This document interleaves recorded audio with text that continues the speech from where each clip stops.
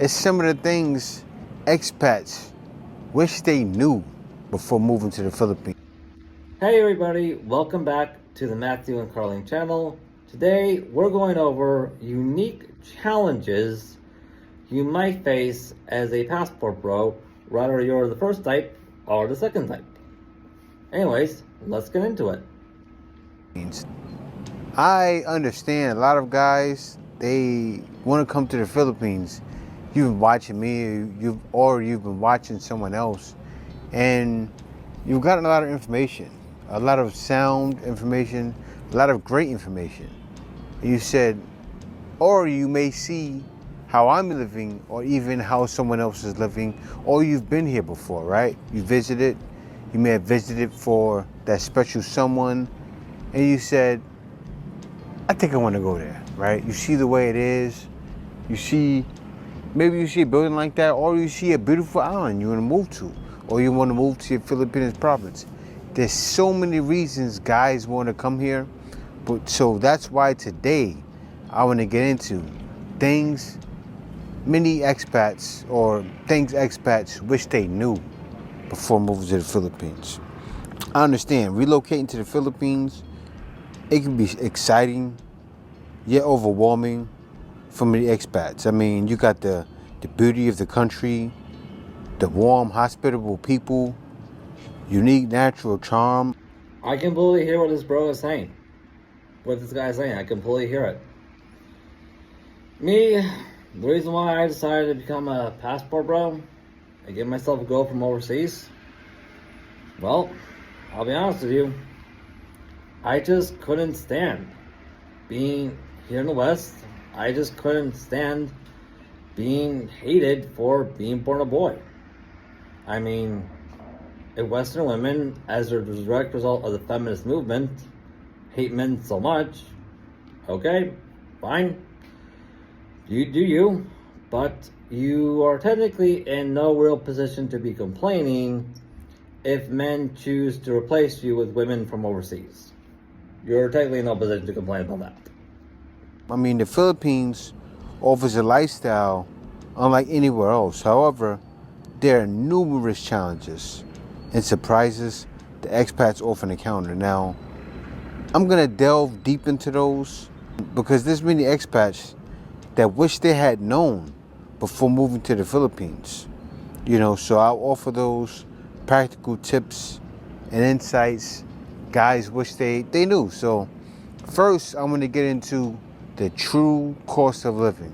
Now, I know I give my cost of living before. I think recently it was about a month and a half ago, 2 months ago. But I want to give the true cost of living. Now, what do I mean by that? Let me get into it.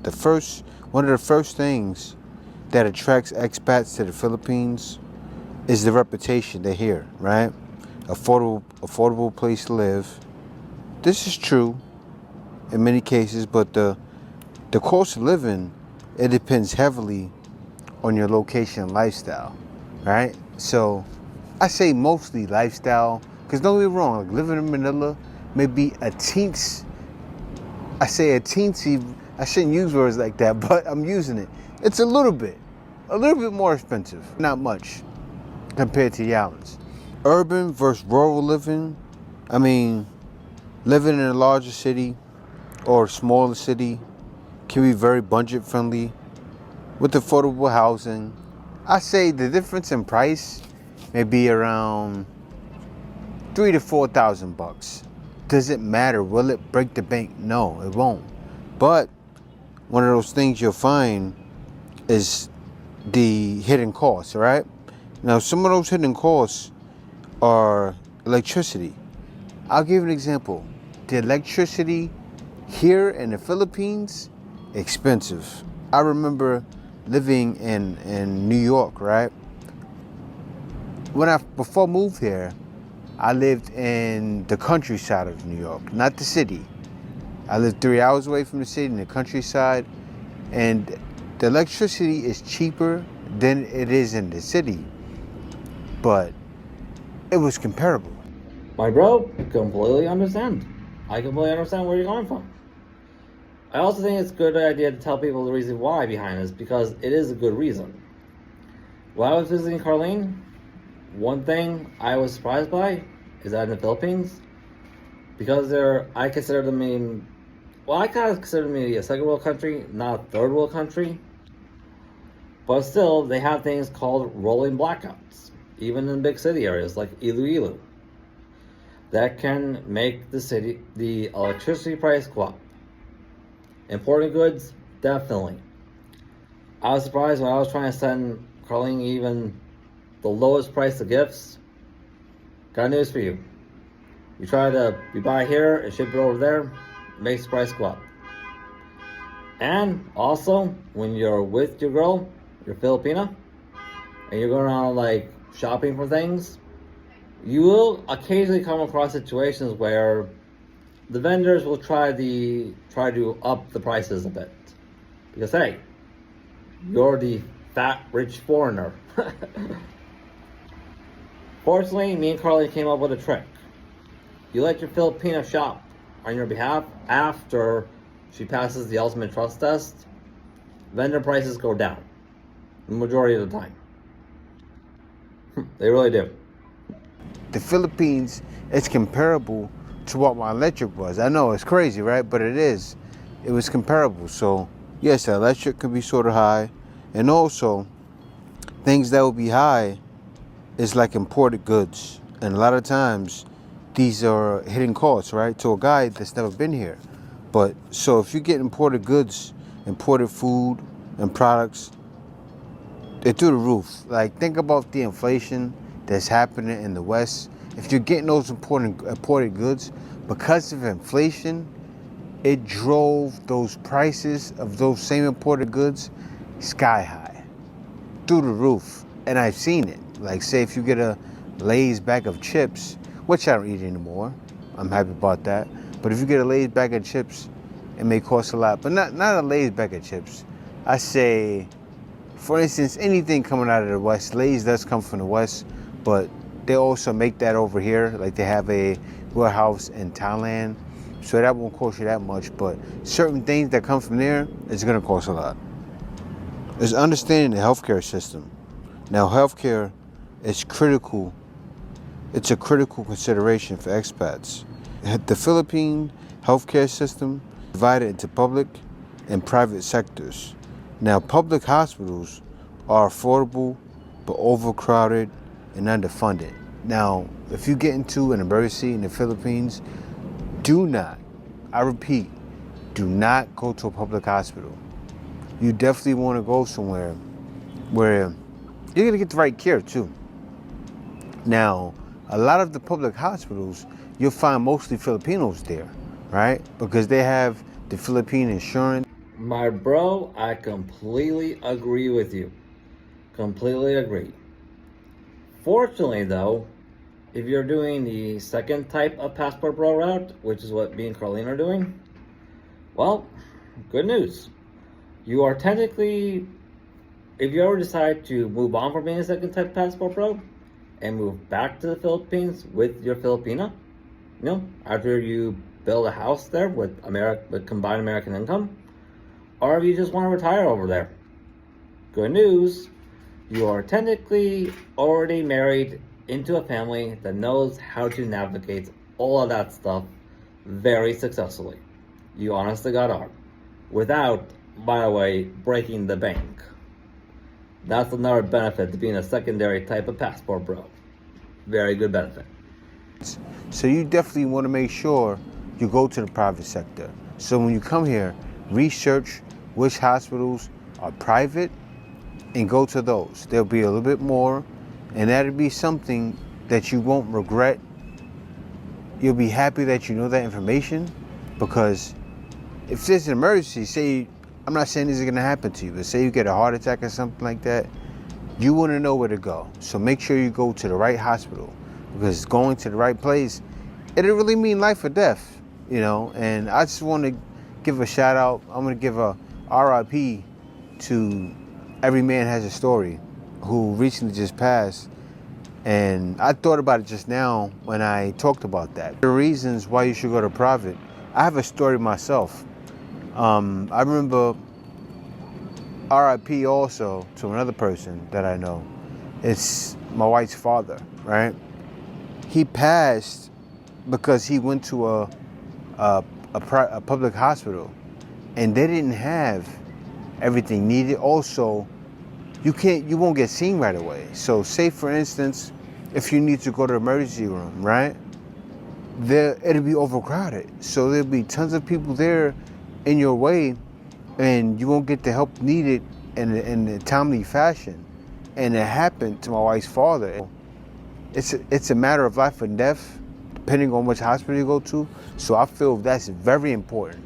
Make sure you go somewhere private, and also make sure you look up all the private hospitals. Language and communication is a big one. Now, English, it is widely spoken in the Philippines, but it's not universal. Now, understanding the language landscape can save you from frustration. Now, the Philippines has over 170 languages, and while Tagalog is a national language, it's not the primary language in many regions. Cebuano is dominant in the Visayas, and Ilocano is common in the north. Now, in rural areas, some locals may not speak English fluently. So you can get by with English. Learning basic Tagalog will help. Like, I remember when I came here, I said to my wife, I said, babe, teach me everything I need to know how to say, so when I go to the market, I can speak to people. And I did that. So, and also I paid attention to how my wife interacted with the locals at the market. So that's one thing, at least basic Tagalog, right? Know how to say things, you know. And I learned Makano. Makano is how much? Makano will get you so far in the Philippines, right? Learn how to say thank you, learn how to say how much, learn how to say certain things that will get you by. Because it'll make life easier for you. Because like say sometimes I would be with my wife most of the time. But it was some days I wanted to get around on my own. It was some day, and it's gonna happen to you too. There's going to be some days you wanna go out, you wanna catch a jeepney going somewhere, you want to go to the market and get things yourself. Your Filipino wife or your girlfriend is your crutch, or you may not have one. And you wanna feel like you can move around at ease. Because I'll tell you this, right? When this happened to me, when I first came here, I lived in Manila. But believe it or not, in Manila, you'll find many Filipinos, I'm talking about a lot everywhere, that don't speak English. They speak Tagalog or they speak the local dialect. And you'll realize, wow, not everybody speaks English. And I found that out the hard way from going to people talking and them ignoring me. I'll tell you, this even happened to me the other night. I went up to a cab.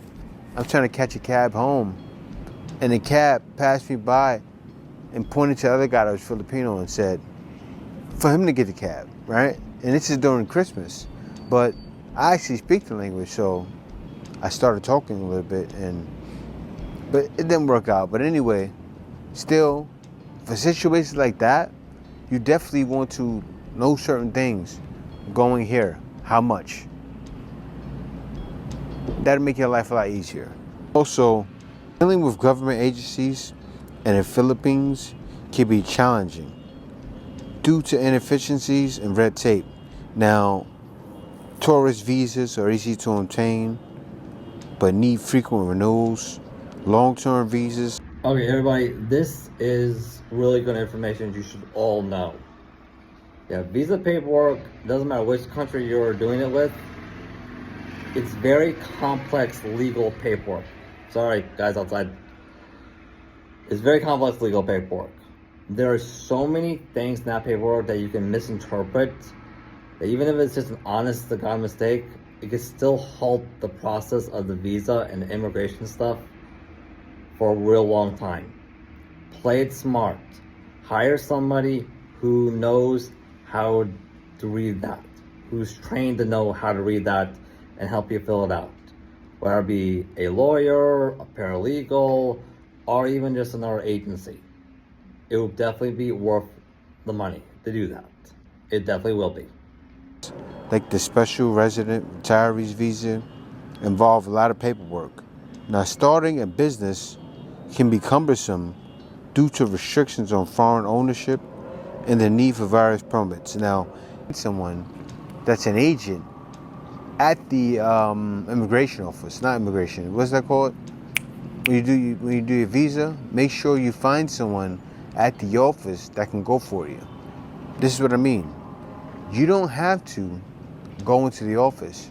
You can hire an agent to every 2 months or every 3 months or every 6 months, whatever kind of visa you have.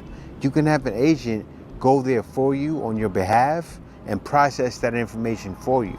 So make sure to do that, because getting an agent to do that for you may cost only $20-30 for a trip. So that's not really much. That's how much you're going to spend to go outside your home anyway. So why would you go outside your home? You're going to go buy food. You're going to go pay for yourself to travel. It's going to come up to the same amount as hiring someone to do it for you. So definitely hire someone that can be an agent and speak on your behalf and handle all types of paperwork. Now, you can have agents handle certain things for business. You can have them handle visas. You can have them handle things as far as getting your lawyer. I mean, so many different processes. You can have an agent handle for you while you're in the Philippines. Also, a lot of those agents, make sure you get the right one though. You need someone like that because they can help you out with a lot of information, and especially when it comes to visas, you want someone there because you don't want to find yourself going all the way to Manila, or you can go to a location in your area, and that's another thing too. Find that visa location that's located in your area, because there's many. I know in other provinces there may not be a lot, but like I'm in Manila, and a lot of times I went to the BGC location, and going to that location, it's usually empty. It's usually not as busy as going to Manila. So I found it better when I went there, and more convenient, more relaxed. Understanding Filipino culture, I mean, it's essential to building good relationships and avoiding misunderstandings. Now, Filipinos, they are highly family oriented. Expect to be invited to family gatherings and celebrations, even if you're a new acquaintance. Now, get used to it. When you come here, your Filipina is going to be engulfed in doing things with her family. I mean, everything she does is with her family, if she's a good Filipina. So get used to it, right? Because if she has a ton of sisters or brothers or whoever it may be, become friends with them, right? Get used to that. Now, this is one thing I'm not used to. A lot of guys may not be used to because it's died in the West. But all of those things that died in the West is very much alive here. And it may shock some guys that it's like that, but it is. Or some of you know about it already. That's why you still come to the Philippines. But the way that welcoming feeling hits you, it keeps guys wanting to come here. It keeps guys coming continuously. It keeps guys coming here saying, you know what? I want a woman whose life is like that, whose family's like that. You know, but beware, because not everyone is cut from that cloth. I repeat, not everyone is cut from the same cloth in the Philippines. You still have modern women here. You still have bad families here, because the Filipina can have great family customs and come from a bad family too. She can come from a family that has the mindset of, oh, use this foreigner. And that's the thing too. I say that. When you come here, don't be the scapegoat. Scapegoat as far as, oh, I need some money. Let me go to him. That's my escape. He's my scapegoat. All right? Let me go use him. Don't be that guy. Bro, I completely hear you. I 100% completely hear you. Personally, I don't think that will be a problem for a lot of passport bros, whether you're the first type or the second type. Because after all, I think that's one of the primary reasons why so many men in the West are deciding to become passport bros. We're tired of being used as scapegoats by Western women, not all, but by a good portion of them, for no more reason than the fact that we were born a boy. We're just sick and tired of it. Anyways, that's all we got time for today, everybody. If you like this content, by all means, like, subscribe, hit that notification bell, look us up on Patreon, leave a comment so you never miss another episode. Peace out, everybody. Peace out.